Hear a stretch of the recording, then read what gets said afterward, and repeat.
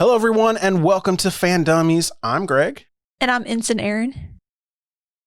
Today, we are going to take a look at the first Star Trek Lower Decks episode. We're going to dive into what it's all about, who is in it, some of the canon, what we thought. And for our patrons, we're going to talk about the Lower Decks TNG episode and its similarities. So it should be super fun.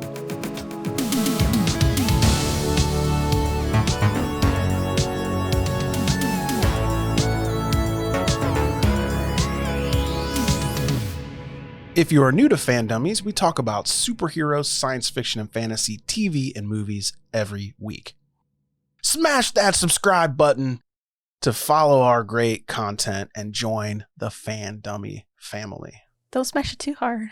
Yeah, be careful because computers and phones and things are expensive.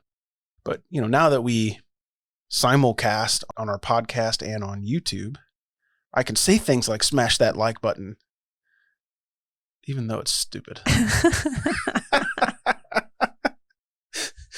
I've seen people smash their play button on YouTube, but never the like button. You ready to get into some Lower Decks, Erin? Yeah, let's do it. All right, let's do it. I was really excited about this. So excited that we woke up Thursday morning and watched it before we got out of bed. Yeah. That is fan dedication. I didn't want to stay up too late, so I thought we'd wake up in the morning and watch it instead. Yeah. Animated comedy series Star Trek Lower Decks follows the support crew on one of Starfleet's least important ships, the USS Cerritos. Man, I want some Doritos all of a sudden. I don't know why. I know. That is a funny name for a starship. Uh-huh. I mean, if it's meant to be a parody of like Cheetos, that should be the most important starship. Cheetos.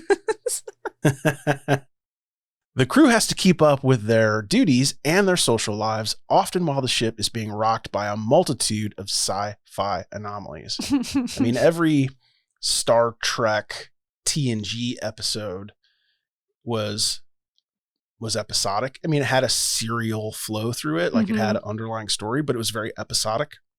So every episode, there's like some alien disease on the ship. Somebody gets arrested on a planet, or Picard has a moral dilemma. And that's really what this description tells me, is that we can expect episodic episodes. Mm-hmm. The first episode of Star Trek Lower Decks is called Second Contact, which is pretty funny. Right? I mean, there's a whole movie called Star Trek First Contact. The show itself is going to be 10 episodes in total, which I don't like this trend. Give me my 25 episodes of Star Trek in a season. That's what I want. Yeah, it seems really short, especially because they're just like, 25, 26 minutes or something. Mm-hmm.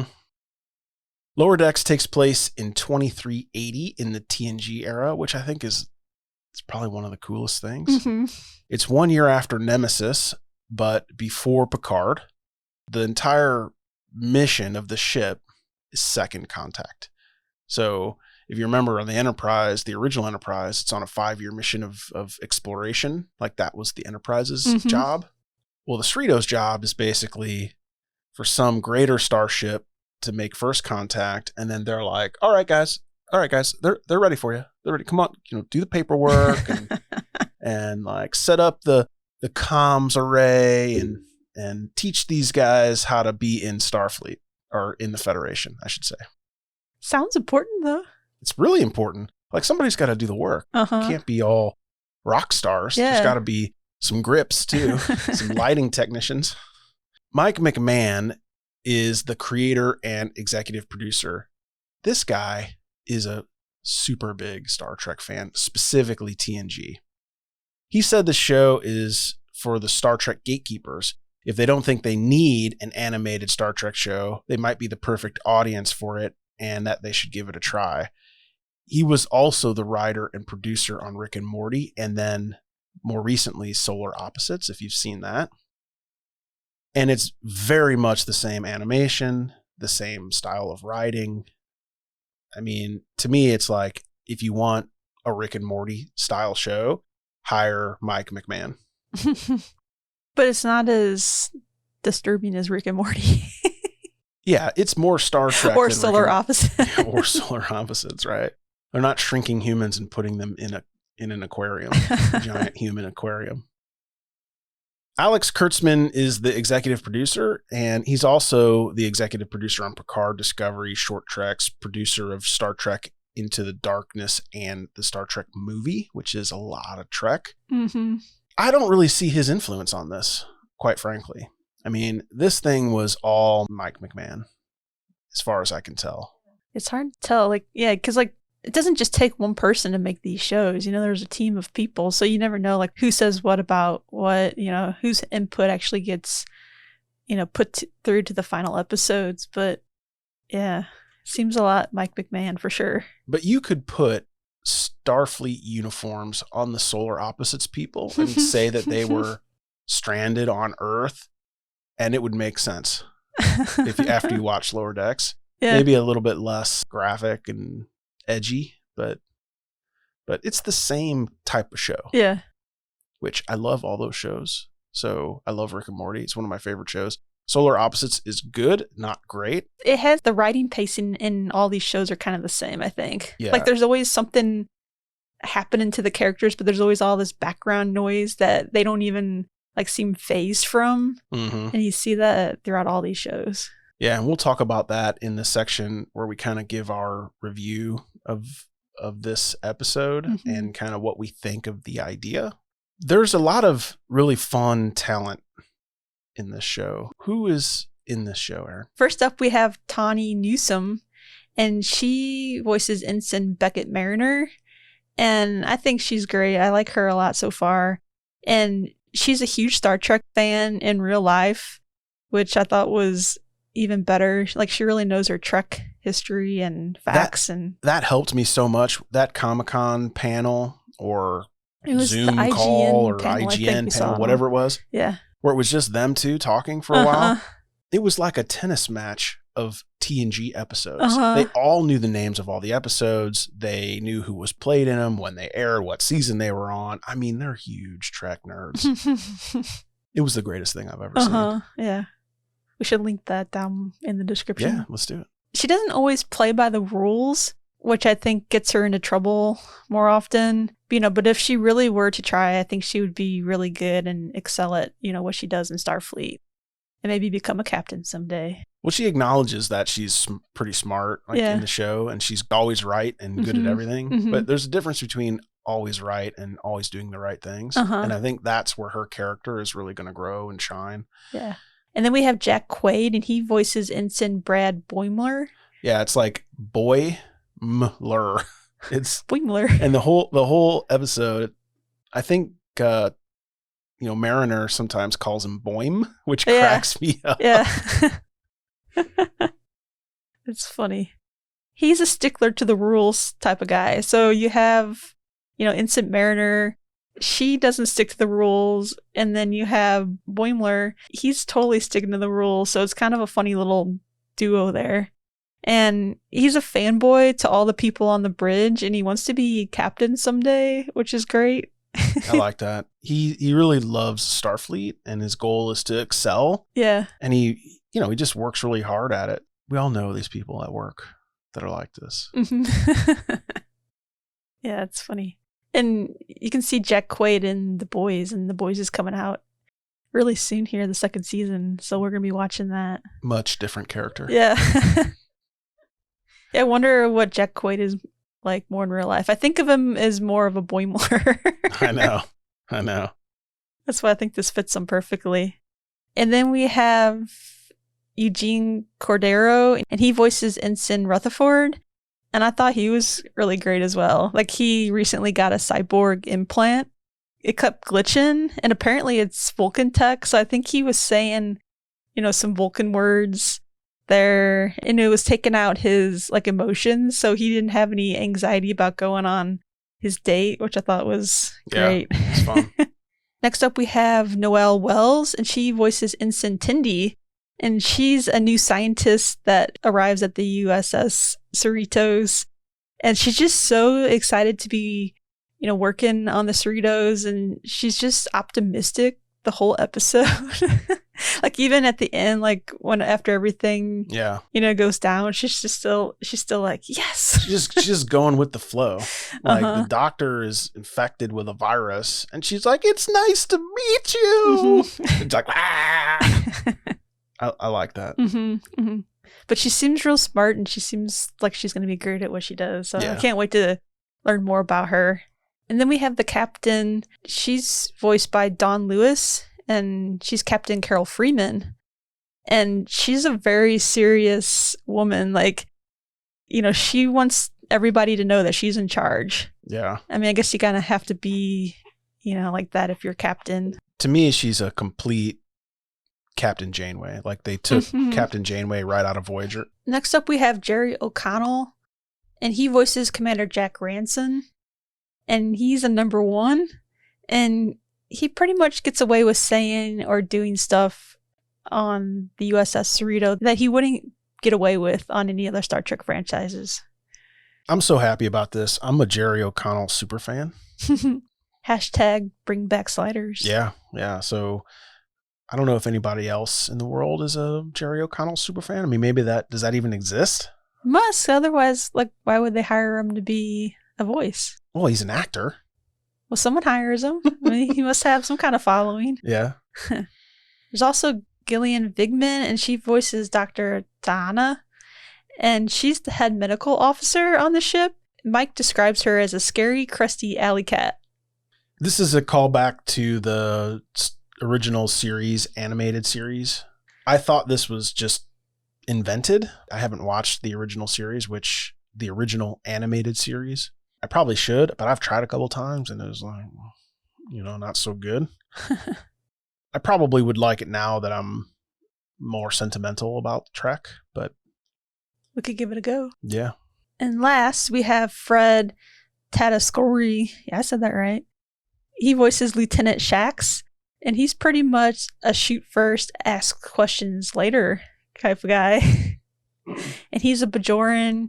And he's a security officer on the ship. Yeah, this is essentially the Worf character, the big bad security leader of the ship. Let's talk about how Star Trek Lower Decks kind of pays fan service and is in the canon of Star Trek, because it's in the TNG universe. It's at the timeline.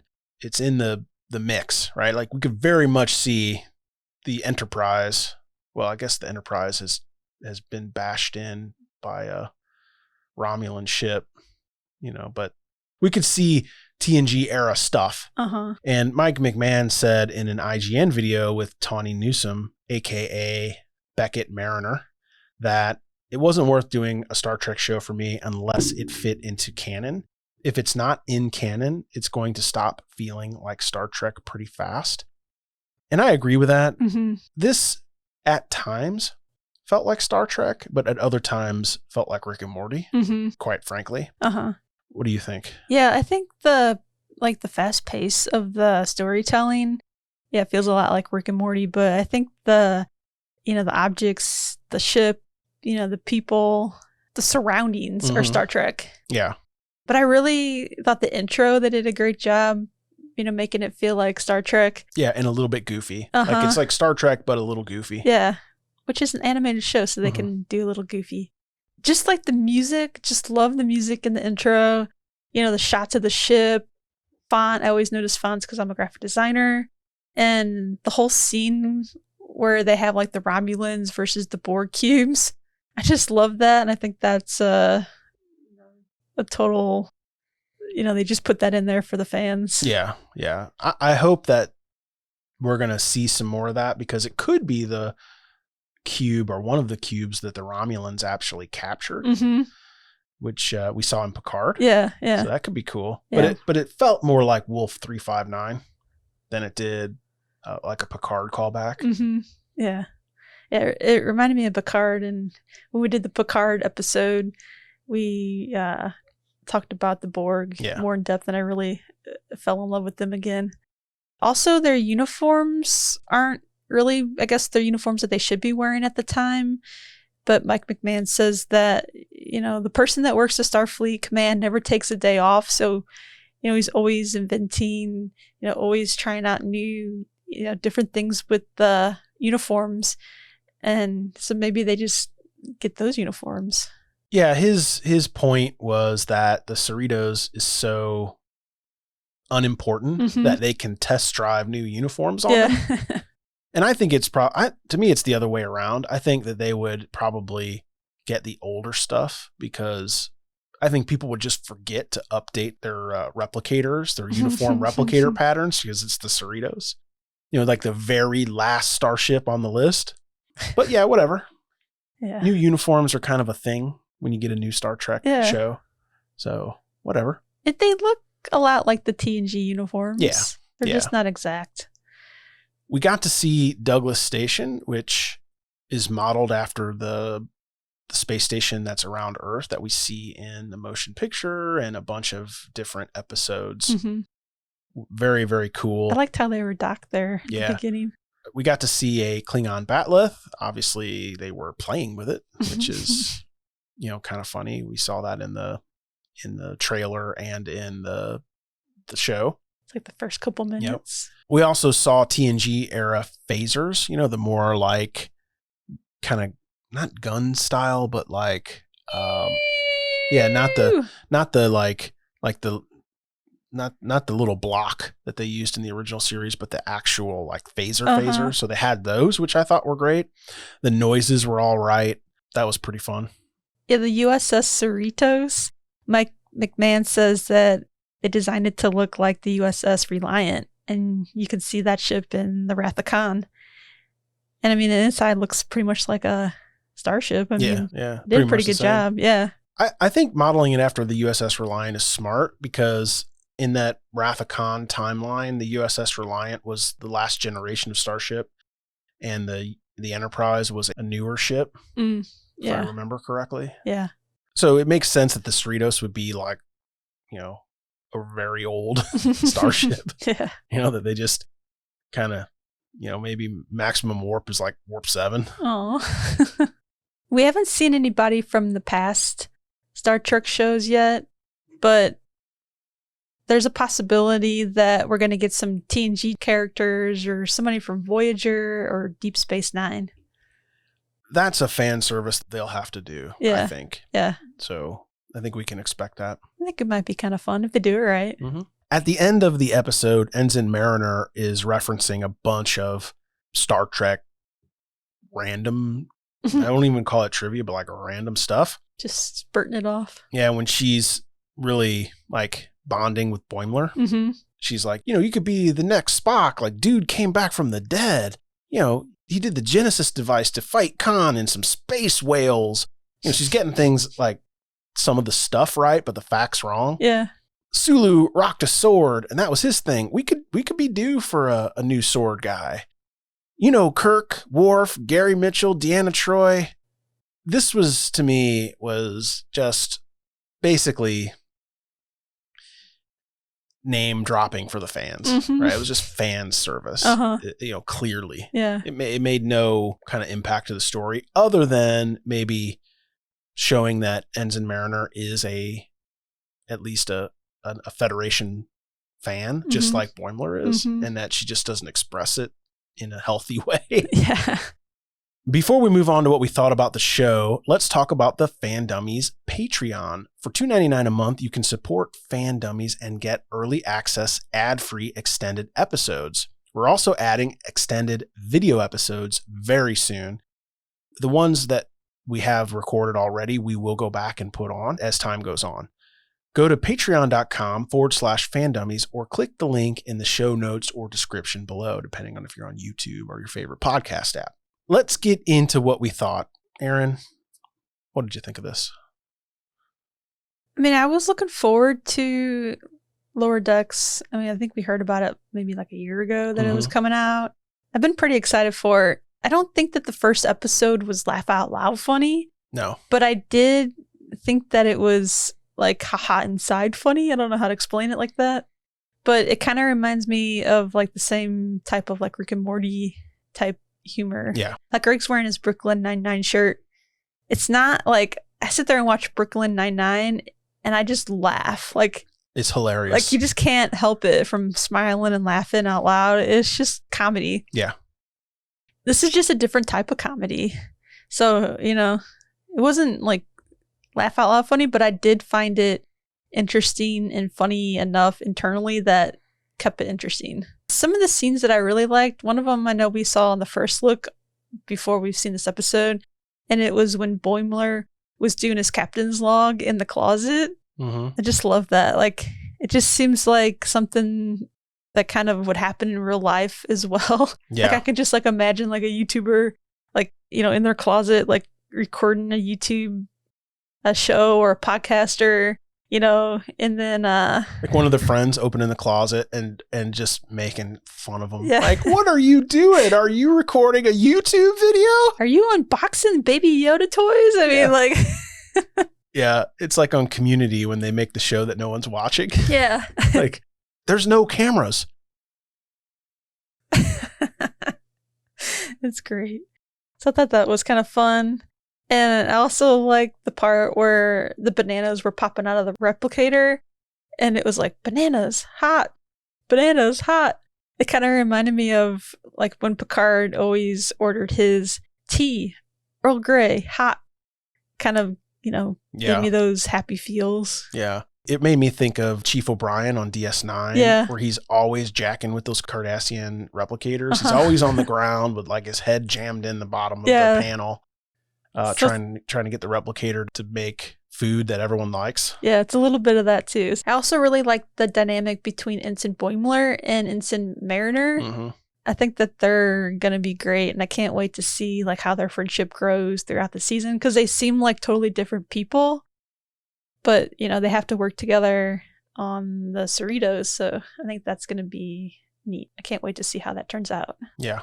I also think that this should have been a show that they put out, you know, all at once instead of weekly. Mm-hmm.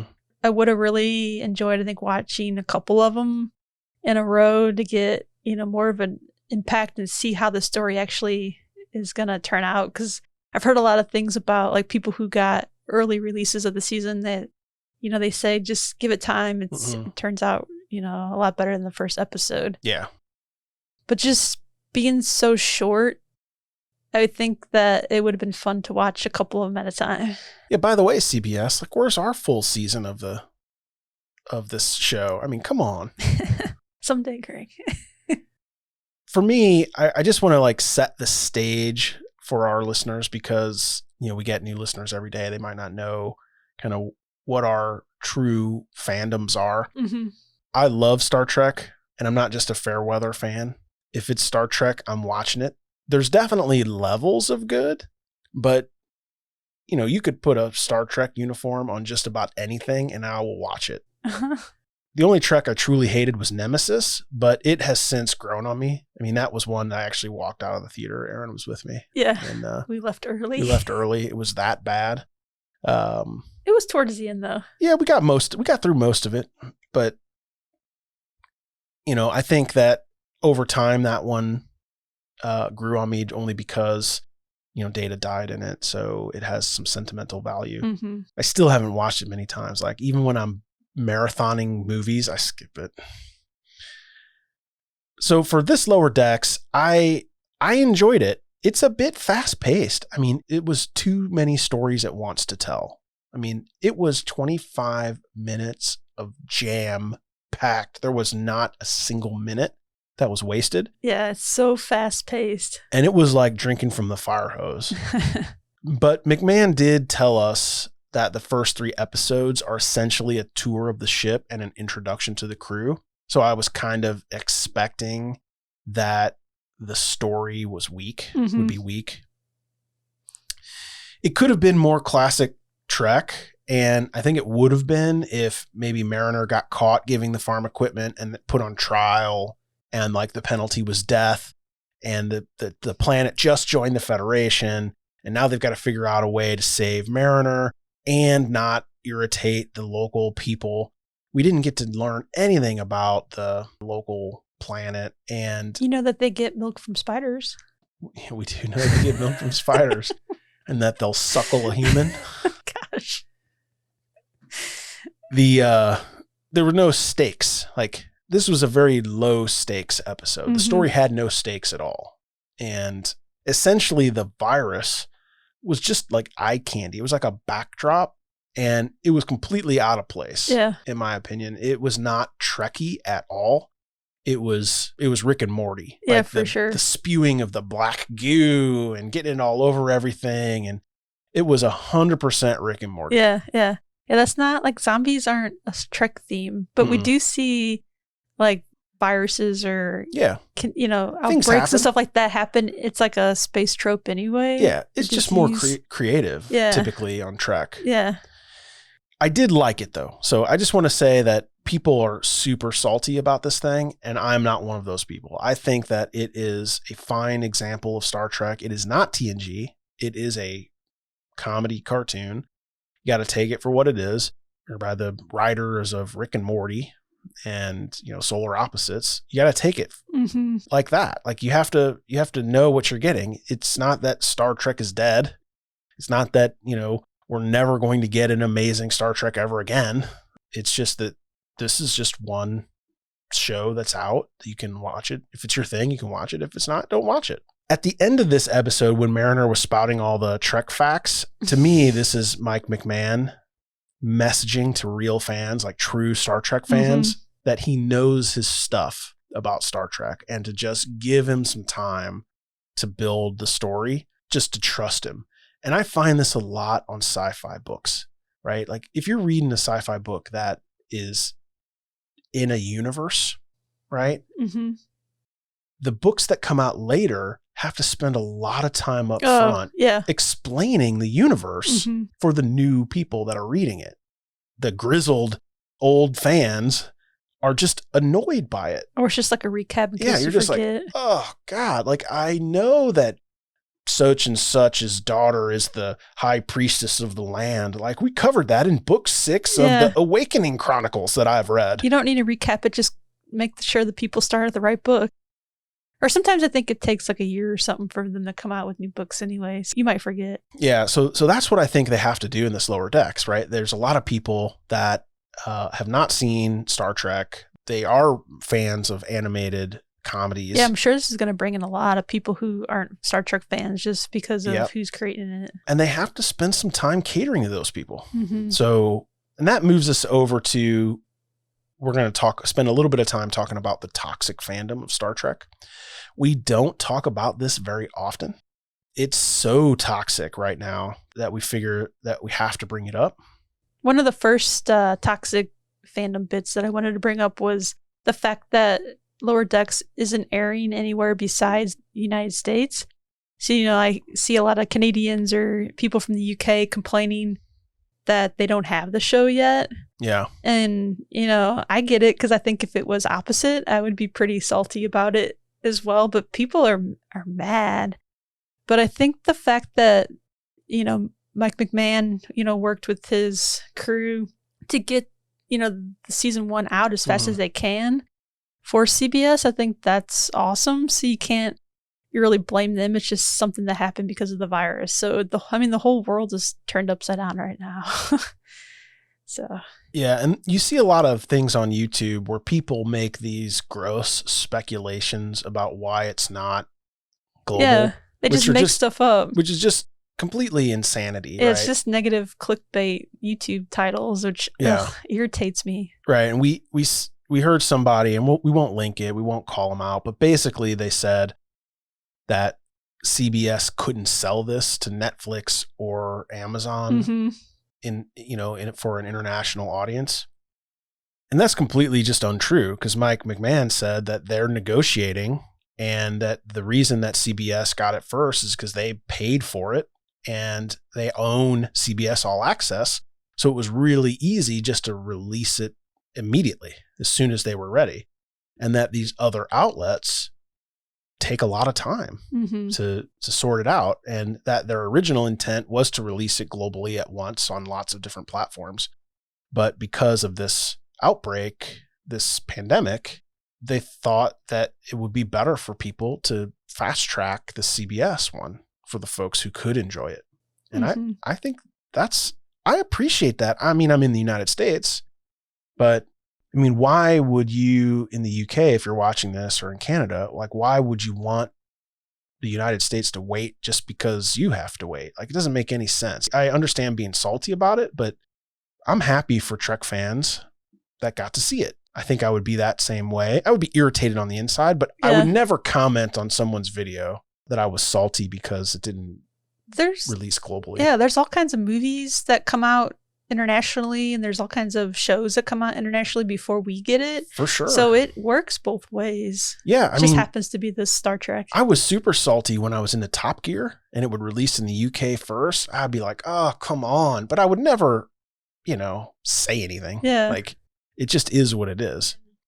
People are very negative about Lower Decks, mostly after they saw the first look at Comic-Con. That's when like the poo storm was really like stirring up. Mm-hmm.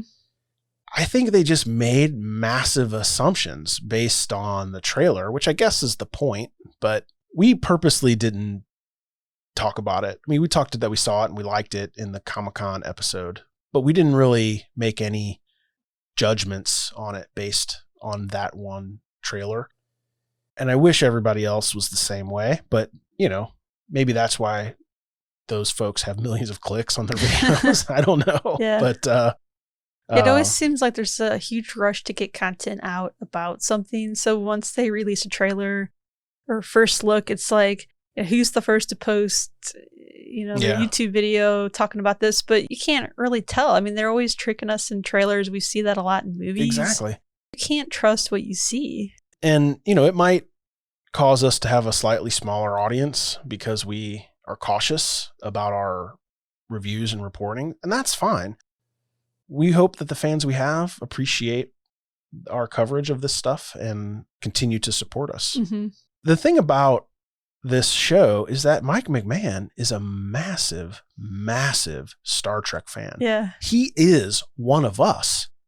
And same with Tawny Newsome. Like, she's one of us. Uh-huh. Right? So I think we have to cut them some slack, at least at the beginning, right? That they want to create a show that they like, and they hope that we also like. Mm-hmm. I mean, Mike McMahon, he knows his stuff about Star Trek, doesn't he, Erin? Like, oh yeah, for sure. He has a Twitter account, and it's called TNGSA, and it's a parody Twitter account, and it kind of just blew up virally. And so he ended up making it into a book, and we'll put the link below in the description. So it's that missing 8th season that he tweeted and turned into a book. And I haven't read it, but it looks like it'd be pretty funny. I kind of want to read it now.